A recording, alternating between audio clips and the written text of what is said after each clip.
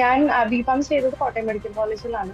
ഓ 2019 pass out batch ആണ്. അത് കഴിഞ്ഞിട്ട് പിന്നെ എംഫാം ചെയ്തിരുന്നു അമൃത കൊച്ചിയിൽ. പ്രിപ്പറേഷൻ സ്റ്റാർട്ട് ചെയ്യുന്ന സമയത്ത് എനിക്ക് നല്ല ടെൻഷൻ ഉണ്ടായിരുന്നു. കാരണം നമ്മൾ തിയറീസ് ഒക്കെ നമ്മൾ 2015 പഠിച്ചിട്ട് അതെ അപ്പൊ അതെ എന്താവും എങ്ങനെയാവും എന്നൊക്കെ ടെൻഷൻ ഉണ്ടായിരുന്നു. പക്ഷെ ഞാനപ്പോ അതിന്റെ കൂടെ തന്നെ ഇങ്ങനെ കുറെ നോക്കി യൂട്യൂബിലും ഗൂഗിളൊക്കെ ചെയ്ത് നോക്കിയപ്പോഴാണ് ലൈഫും അങ്ങനെ ആ സമയത്ത് ഒരുപാട് കോച്ചിങ് ഒന്നും ഉണ്ടായിരുന്നില്ല. രണ്ട് അതെ. മൂന്നെണ്ണേ കണ്ടുള്ളൂ. അതിനകത്ത് ഒരെണ്ണൊക്കെ ഞാൻ കണ്ടപ്പോ ക്ലാസ് ഡെമോ ക്ലാസ്സസ് ഒക്കെ കേട്ട് നോക്കിയപ്പോൾ സാറിന്റെ ആരിഫ് സാറിന്റെ ക്ലാസ് ഒക്കെ എനിക്ക് നല്ല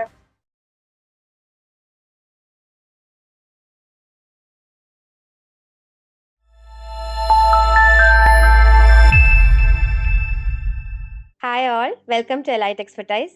നമ്മുടെ കൂടെ ഇന്നുള്ളത് മിഥുനയാണ്. സോ ജൂലൈ എക്സാം നടന്നിരുന്നു ഒപ്രയുടെ. അതിന്റെ റിസൾട്ട്സ് നമുക്ക് വന്നു. എലൈറ്റിന് 95% മുകളിൽ സക്സസ് റേറ്റ് ഉണ്ട് ആസ് യൂഷ്വൽ. അത്രയും നല്ല സക്സസ് റേറ്റ് ഉള്ളതിൽ ഒരാളാണ് Mithuna. So welcome Mithuna. Thank you. എന്ത് പറയാനുണ്ട് ഈ ഒരു അവസരത്തിൽ? സന്തോഷമുണ്ടല്ലേ? സന്തോഷമുണ്ട്. ഒരുപാട് ആ, സന്തോഷമുണ്ട്. എത്ര നാൾ എടുത്തു ഈ ഒരുപാട് സന്തോഷം. Preparation actually? ശരിക്കും പറയുവാണെന്നുണ്ടെങ്കിൽ ഞാൻ ജോയിൻ ചെയ്യുന്നത് ക്യാപ്സ് എഴുതാനായിരുന്നു, ഒപ്പറ ആയിരുന്നില്ല. 2024 ആ സമയത്ത് ഞാൻ നവംബറിൽ എക്സാം എഴുതാൻ വേണ്ടി ലാസ്റ്റ് ക്യാപ്സ് എഴുതാൻ വേണ്ടിയിട്ട് ഞാൻ ജോയിൻ ചെയ്തതാണ്. പക്ഷെ എനിക്ക് ആ സ്കിൽ അസസ്മെന്റ് പ്രോസസ് ഉണ്ടല്ലോ എക്സാമിന് മുന്നേ, അപ്പൊ അതിന്റെ ഒരു ഇഷ്യൂ എനിക്ക് എന്റെ ഇവിടുത്തെ ലൈസൻസും പാസ്പോർട്ടിലെ ഒരു ഇഷ്യൂ, ചെറിയൊരു ഇഷ്യൂ ഉണ്ടായിരുന്നു ആ അതിനകത്ത് ഇൻഫോ കംപ്ലീറ്റ് ഡേറ്റ് ഓഫ് ബർത്തിൽ. അപ്പൊ അത് ചേഞ്ച് ചെയ്ത് വന്നപ്പോഴേക്കും എനിക്ക് എക്സാമിന് ക്യാപ്സിന് അപ്ലൈ ചെയ്യാൻ പറ്റിയില്ല. ആ അങ്ങനെ അപ്പൊ അതുകൊണ്ട് എനിക്ക് ഞാൻ ഒരു 1 മന്ത് ഞാൻ ക്ലാസ് ലൈവ് ക്ലാസ് കേട്ടിരുന്നു. പക്ഷെ എനിക്ക് അതുകൊണ്ട് ആ ഞാൻ പിന്നെ നിർത്തിയിട്ട് എക്സാം അപ്ലൈ ചെയ്യാൻ പറ്റാത്തതുകൊണ്ട് ഞാൻ പിന്നെ ഡ്രോപ്പ് ചെയ്തത്.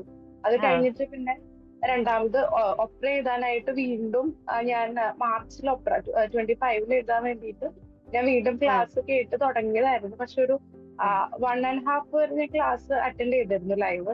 പക്ഷെ വീണ്ടും ആ എനിക്ക് ഹെൽത്ത് ഇഷ്യൂസ് കാര്യങ്ങൾ ഓ വന്നിട്ട് അങ്ങനെ എനിക്ക് അതും എഴുതാൻ പറ്റിയിട്ടുണ്ടായിരുന്നില്ല. ഉം. അപ്പൊ എക്സാമിന് അപ്ലൈ ചെയ്തില്ല, എക്സാം എഴുതിയിട്ടില്ല.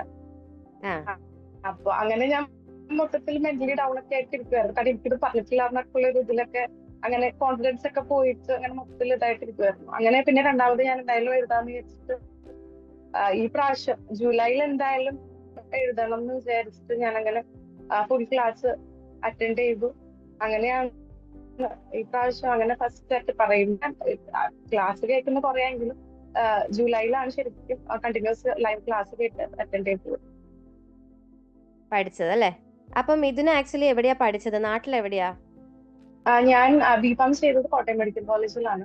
ഓ 2019 പാസ്ഔട്ട് ബാച്ച് ആണ്. അത് കഴിഞ്ഞിട്ട് പിന്നെ എംഫാം ചെയ്തിരുന്നു അമൃത കൊച്ചിയിൽ. ഓക്കെ, എറണാകുളത്തെ അമൃതയിലാണ് പഠിച്ചത് അല്ലേ? അപ്പൊ അത് ആ, കഴിഞ്ഞിട്ട് ഗ്യാപ്പ് എത്ര നാളത്തേക്ക് ഉണ്ടായിരുന്നു? ഒരു 2-3 ഇയേഴ്സ് ഗ്യാപ്പ് ഉണ്ടായിരുന്നു. ഞാൻ 2015 ബിഫാം കഴിഞ്ഞിട്ട് പിന്നെ ഒരു 1 ഇയർ ഗ്യാപ്പ് കഴിഞ്ഞിട്ടാണ് 2021 ഞാൻ എംഫാമിന് ജോയിൻ ചെയ്തു. അത് കഴിഞ്ഞ് 22 കഴിഞ്ഞ് പിന്നെ ഒരു വർഷം ഞാൻ വർക്ക് ചെയ്തിരുന്നു നമ്മുടെ നാട്ടില്. ആ. എന്നിട്ട് പിന്നെയാണ് ഞാൻ ഒപ്പറ അപ്പൊ ജോയിൻ ഇപ്പൊ ചെയ്തത്. ഇപ്പൊ കറന്റ് എവിടെയാണ്? ഇപ്പൊ നാട്ടിൽ തന്നെയാണ്, എങ്ങുമല്ല. ഇവിടെ നാട്ടിൽ തന്നെ കേരളത്തിൽ അല്ലേ? തന്നെയാണ്. സോ ഈ ഗ്യാപ്പ് ഒന്നും പ്രശ്നമായില്ലല്ലോ ഓപ്പറയുടെ പ്രിപ്പറേഷന് വേണ്ടിയിട്ട്? പ്രിപ്പറേഷൻ സ്റ്റാർട്ട് ചെയ്യുന്ന സമയത്ത് എനിക്ക് നല്ല ടെൻഷൻ ഉണ്ടായിരുന്നു. കാരണം നമ്മൾ തിയറീസ് ഒക്കെ നമ്മൾ 2015 പഠിച്ചിട്ട് അതെ അപ്പൊ അതെ എന്താവും എങ്ങനെയാവും എന്നൊക്കെ ടെൻഷൻ ഉണ്ടായിരുന്നു.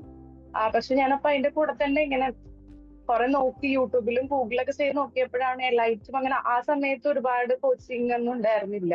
രണ്ട് അതെ. മൂന്നെണ്ണേ കണ്ടുള്ളൂ. അതിനകത്ത് ഒരെണ്ണൊക്കെ ഞാൻ കണ്ടപ്പോ ക്ലാസ് ഡെമോ ക്ലാസ്സസ് ഒക്കെ കേട്ട് നോക്കിയപ്പോൾ സാറിന്റെ ആരിഫ് സാറിന്റെ ക്ലാസ് ഒക്കെ എനിക്ക് നല്ല ഇതായിട്ട് തോന്നി. അപ്പൊ അങ്ങനെയാണ് ഞാൻ ലൈറ്റിൽ ജോയിൻ ചെയ്തത്.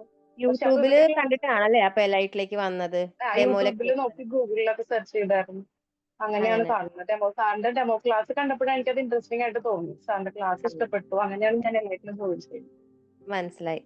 അപ്പൊ സാറിനോട് മാഡത്തിനോട് ഈ അവസരത്തിൽ എന്താ പറയാനുള്ളത്?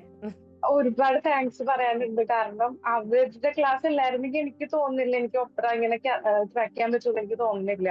കാരണം എനിക്ക് ഫസ്റ്റ് ജോയിൻ ചെയ്യുന്ന സമയത്തൊക്കെ എനിക്ക് ഒരുപാട് ആഗ്രഹമുണ്ട്, ഒപ്പറ എഴുതണം പാസ്സാകണം എന്ന് ആഗ്രഹമുണ്ട്. പക്ഷെ കോൺഫിഡൻസ് ലെവൽ ഭയങ്കര സീറോ ആയിരുന്നു സത്യം പറഞ്ഞു. അതെ പക്ഷെ ഇവരുടെ ക്ലാസ്സിൽ ജോയിൻ ചെയ്തതിന് ശേഷമാണ് കോൺഫിഡൻസ് കൂടിയത്. കാരണം ഇവര് ബേസിക്സ് മുതൽ നമുക്ക് എടുക്കുന്നുണ്ട്. കാരണം നമ്മൾ ബിഫാമിൽ പഠിച്ച പല കോൺസെപ്റ്റ്സ് ആണെങ്കിലും നമുക്ക് അന്ന് ക്ലിയർ അല്ലാത്തത് ഇപ്പൊ ഇവരുടെ ക്ലാസ് കേട്ട് കഴിഞ്ഞപ്പോൾ നമുക്കത് ക്ലിയർ ആണ്. കാരണം അതുപോലെയാണ് അവർ ക്ലാസ് എടുക്കുന്നത്.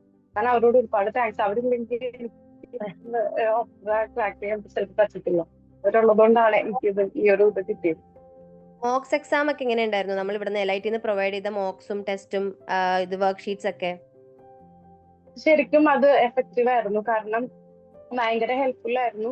കാരണം നമ്മുടെ എക്സാമിന് ചെന്നിരിക്കുമ്പോൾ നമുക്ക് മനസ്സിലാവും. കാരണം ഇവരുടെ നമ്മൾ ചെയ്തിട്ടുള്ള മോക്സ് എല്ലാം ചില ക്വസ്റ്റ്യൻസ് ഒക്കെ അങ്ങനെ തന്നെ ക്വസ്റ്റ്യൻ സെയിം സെന്റൻസ് അങ്ങനെ തന്നെ നമുക്ക് ക്വസ്റ്റ്യൻ ആയിട്ട് കാണാൻ പറ്റും. സോ നവംബറിൽ ഇനി എഴുതാൻ പോകുന്ന കുട്ടികളോട് എന്തെങ്കിലും ടിപ്സ് പറയാനുണ്ടോ, പഠിക്കാനായിട്ടോ എന്തെങ്കിലും? കാരണം വേറൊന്നുമില്ല, നമ്മള് എലൈറ്റിൽ ജോയിൻ ചെയ്ത് കഴിഞ്ഞാൽ പിന്നെ നമുക്ക് കോൺഫിഡൻസ് വേണം നമ്മളിൽ. അതോടൊപ്പം തന്നെ പിന്നെ ബാക്കി എന്താണ് എക്സാം ബാക്കി കാര്യങ്ങളൊക്കെ അവര് സാറും ആരിഫ് സാറും ഹാരിഫ് മാമും നോക്കിക്കോളൂ. കാരണം അവര് പറയുന്ന പോലെ വെച്ചാല് അവർ പറയുന്നുണ്ട് ഫസ്റ്റ് സ്റ്റാർട്ടിങ്ങിൽ അവരുടെ ലൈവ് കേട്ടിട്ട് തിയറീസ് ഒരു മിനിമം 3 പ്രാവശ്യം കേൾക്കണം. അതുപോലെ തന്നെ മോക്സ് ഒരു മിനിമം 10 ടൈംസ് എങ്കിലും നിങ്ങൾ ചെയ്ത് നോക്കണം എക്സാമിന് അപ്പിയർ ചെയ്യുന്നതിന് മുന്നേ. ഞാൻ അപ്പൊ അതൊക്കെ അങ്ങനെ തന്നെ ഫോളോ ചെയ്തിരുന്നു. ദിവസം ഞാൻ ലൈവ് കേൾക്കും. അത് കൂടാണ്ട് ഞാൻ ഈ ലൈവ് റെക്കോർഡഡ് വന്നത് വീണ്ടും റിപ്പീറ്റ് ചെയ്യുമായിരുന്നു. അതുപോലെ തന്നെ ഹാൻഡ് ഔട്ട്സ് വായിച്ചു നോക്കിയിരുന്നു. പിന്നെ മോക്സും ചെയ്തിരുന്നു.